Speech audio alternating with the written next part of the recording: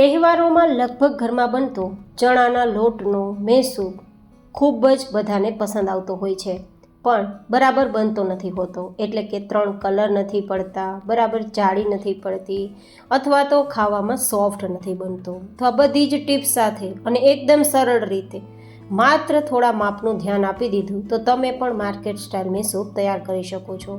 તો જેમના માટે આપણે માપ માટે ઘરમાં રહેલી વાટકીને મેજરમેન્ટ માટે લેવાની છે. તમે મેજરિંગ કપનો ઉપયોગ કરી શકો છો, પણ જે વાટકીથી માપ લ્યો છો બધું જ માપ તેનાથી લેવાનું. તો અહીંયા 1 કપ કે 1 વાટકી જેટલો ચણાનો લોટ લેશું અને બધું જ અત્યારે જાડા તળિયાવાળી કડાઈમાં ભેગું કરીશું. હવે જે વાટકીથી લોટ લીધો છે તે જ વાટકી કે તે જ કપથી 2 ગણી ખાંડ, એટલે કે 2 વાટકી કે 2 કપ જેટલી ખાંડ લેવાની છે. ખાંડ આટલી જ લેવાની છે, જેથી આ રીતે મોંમાં જતાં ઓગળી જાય તેવો સુપર સોફ્ટ મેસૂબ તૈયાર થાય. ઓછી ખાંડ રાખશો તો મેસૂબ કડક થઈ જશે. જોકે માર્કેટમાં તો 3 ગણી ખાંડ ઉપયોગમાં લેવાય છે. સાથે ઓગાળેલું 3 કપ જેટલું ઘી, એટલે કે 1 વાટકી જેટલો લોટ તો 2 વાટકી ખાંડ, 3 વાટકી ઘી. માર્કેટમાં 4 થી 5 ગણું ઘીનો ઉપયોગ થાય છે. જોકે શુદ્ધ ઘીનો ઉપયોગ નથી થતો, જેથી માર્કેટની મીઠાઈ છે તે આપને નુકસાન પણ કરે છે. જોકે આટલા ઘીવાળી મીઠાઈ તો કોઈ પણ વ્યક્તિને નુકસાન કરે, પણ જે લોકોને મેસૂબ ખાવો ખૂબ પસંદ છે તેમના માટે આ રેસીપી મેં શેર કરી છે. આટલું ઘી ઉમેરશો તો જ અંદરથી જાળીદાર આપણો મેસૂબ તૈયાર થશે. હવે અડધી વાટકી જેટલું પાણી ઉમેરવાનું છે.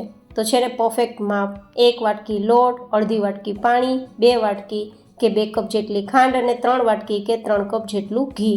હવે આ બધી જ સામગ્રીને આપણે ચલાવવાનું છે. આમાં બિલકુલ કોઈ ગાંઠા ના રહે, લમ્સ ના રહે તે રીતે. એકવાર આ મિશ્રણ બધું જ ભેગું થઈ જાય પછી જ આપણે આ કડાઈને ગેસ ફ્લેમ પર મૂકવાની છે. જ્યાં સુધી આ મિશ્રણ ભેગું ના થાય ત્યાં સુધી ગેસ ફ્લેમ પર કડાઈને નથી મૂકવાની, એ ધ્યાન આપવાનું છે. હવે મેસૂબનો કલર 12 જેવો આપવા માટે ફૂડ કલર થોડો 2 ચપટી જેટલો ઉમેરું છું, પીળા કલર જેવો, અને આ રીતે મિક્સ કરી દઉં છું. હવે મેસૂબ તૈયાર કરતાં પહેલાં મેસૂબને પાથરવાની પ્રોસેસ પહેલાં કરવાની. જેમાં આપણે મેસૂબ પાથરવાનું છે તે ટ્રે અથવા તો પ્લેટને એકવાર ચીકણી કરી લેવાની, અને પછી હવે આપણે ગેસની ફ્લેમ પર આ કડાઈને મૂકીશું અને ગેસની ફ્લેમ અત્યારે મીડિયમ રાખીશું. જ્યાં સુધી આ બધું જ મિશ્રણ થોડું ઘટ ના થવા લાગે અને થોડા બબલ્સ ના થવા લાગે અને અંદર રહેલી ખાંડ ઓગળી ના જાય ત્યાં સુધી મીડિયમ ગેસની ફ્લેમ પર સતત ચલાવવાનું છે, એક જ ડાયરેક્શનમાં, એક જ તરફ. હવે તમે જોઈ શકો છો કે બધું ભેગું થવા લાગ્યું છે, ઘીના બબલ્સ થવા લાગ્યા છે અને થોડું મિશ્રણ ઘટ પણ થઈ ગયું છે અને ખાંડ પણ ઓગળી ગઈ છે. તો હવે એકદમ ગેસની ફ્લેમ ધીમી કરી દેવાની છે અને એક જ દિશામાં સતત ચલાવવાનું છે. જો ચલાવવાનું છોડી દેશો તો તળિયે આપણો મેસૂબ બેસી જશે અને અલગ ખરાબ સ્મેલ આવવા લાગશે અને 3 કલરના શેડ પણ નહીં થાય. તો હવે હું વિડીયોને થોડો ફાસ્ટ ફોરવર્ડમાં બતાવું છું, કાપતી નથી, જેથી તમે સમજી શકો. હવે આપણે અહીંયા કંઈ કરવાનું નથી, એક જ કામ કરવાનું છે. એક જ દિશામાં સતત મેસૂબને ચલાવવાનો છે જ્યાં સુધી મેસૂબમાં રહેલું બધું જ ઘી ઉપર બહાર ન દેખાવા લાગે અને જાળી પડવા ના લાગે, અને મેસૂબ છે તે જેવો તૈયાર થશે કે બરાબર રીતે ઉપર ફૂલીને આવવા લાગશે. તો આ બધા જ ઇન્ડિકેશન ના થાય ત્યાં સુધી તમારે સતત ચલાવવાનું છે. જે ટ્રેડિશનલી આપણો મેસૂબ તૈયાર થાય છે ને તેમાં બહુ બધી ઝંઝટ લાગે છે. પરફેક્ટ ચાસણી નથી થતી તો કડક થઈ જાય છે, અથવા 3 કલરના શેડ નથી પડતા, કેટલું ઘી લેવું, કેટલી ખાંડ લેવું તેનું મેજરમેન્ટ પણ પરફેક્ટ નથી રહેતું. તો આ એકદમ સરળ રીતે મેસૂબ તૈયાર કરવાની મેથડ મેં તમને શેર કરી છે. આ પહેલાં પણ મેં કાજુ મેસૂબ, ડ્રાયફ્રૂટ મેસૂબ અને બીજા ઘણા મેસૂબ તમને શેર કર્યા છે. મગફળીનો મેસૂબ પણ શેર કર્યો, ટોપરાનો મેસૂબ શેર કર્યો છે. તે બધા જ મેસૂબની રેસીપી તમારે જોવી હોય તો ડિમ્પલ્સ ડિશિસ ચેનલ પર તમને મળી જશે. એકદમ સરળતાથી પણ મેં એ મેસૂબ તમને શેર કર્યા છે.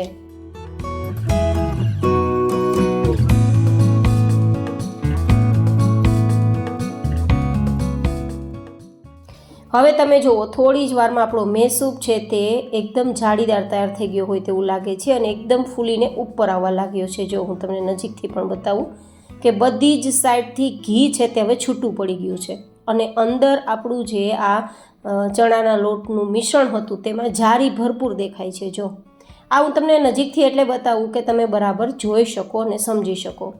અહીંયા ઘી દેખાય છે, જાળી પણ દેખાય છે અને મેસૂબ ઉપર ફૂલવા લાગ્યો છે અને ઉપર આવવા લાગ્યો છે. જો આ બધી જ નિશાની છે, મેસૂબ પરફેક્ટ તૈયાર થઈ ગયો છે. તો હવે ફટાફટ ગેસની ફ્લેમ બંધ કરી દેવાની છે.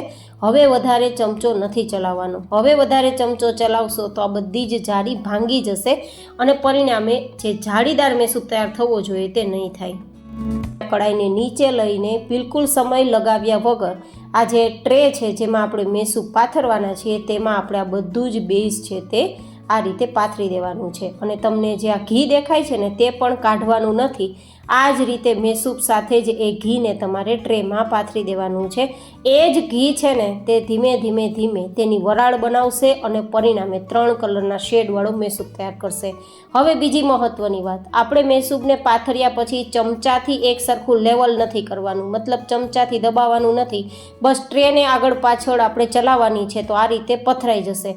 જો ચમચો ચલાવશો તો બધી જ જાળી છે તે બેસી જશે અને પરિણામે તમે જાળીદાર જે મેસૂબ તૈયાર કરવા માગો છો તે નહીં થાય. તો હવે આ રીતે બધું જ સેટ થઈ ગયું છે તો તેને આપણે થોડું ઢાંકીને 10 મિનિટ રાખી દઈશું. 10 મિનિટ સુધી એ સેટ થાય પછી ટુકડા કરી લેવાના છે. તરત જ પાથર્યા પછી ટુકડા કરશો ને તો જાળી બેસી જશે અને બહુ સમય લગાડશો તો પછી ટુકડા થશે જ નહીં, કડક થઈ જવાના કારણે. તો 10 મિનિટ સુધી સેટ થઈ ગયા બાદ આ રીતે ટુકડા કરી લેવાના અને પછી ઢાંકીને સાવ ઠંડો ના થાય ત્યાં સુધી મેસૂબને બિલકુલ ટચ નથી કરવાનું. તો લગભગ 2 કલાક જેવો સમય થઈ ગયો છે અને મેસૂબ પરફેક્ટ ઠંડો થઈ ગયો છે. તો હવે તેના ટુકડા કાઢવા માટે કંઈ વધારે મહેનતની જરૂર નથી. બસ ટ્રેને ઊંધી કરો અને બધો જ મેસૂબ બહાર. આ બિલકુલ ચીપકવાનો નથી. મેસૂબની એક પરફેક્ટ નિશાની છે કે મેસૂબ તૈયાર થઈ ગયો છે. તમે જોઈ શકો છો ટુકડા સરસ થઈ ગયા છે. અંદર ઉપર બધી જ સાઈડ બરાબર જાળી છે અને ઉપર નીચે પીળો કલર છે, વચ્ચે બ્રાઉન કલર છે, મતલબ 3 કલરના શેડવાળો મેસૂબ તૈયાર થયો છે. અંદરથી તમે જુઓ કેટલી જાળી છે અને કલર પણ કેટલો પરફેક્ટ આવ્યો છે ને ગાઈઝ. એકદમ સરળ રીતે મેસૂબ તૈયાર કરવાની મારી આજની આ રીત મોંમાં જતાં ઓગળી જાય તેવો સુપર સોફ્ટ પણ રહેશે. તો કેવી લાગી તમને મારી આજની આ નવી મેથડ સાથે મેસૂબ તૈયાર કરવાની રેસીપી એ મને કોમેન્ટમાં જરૂર બતાવજો.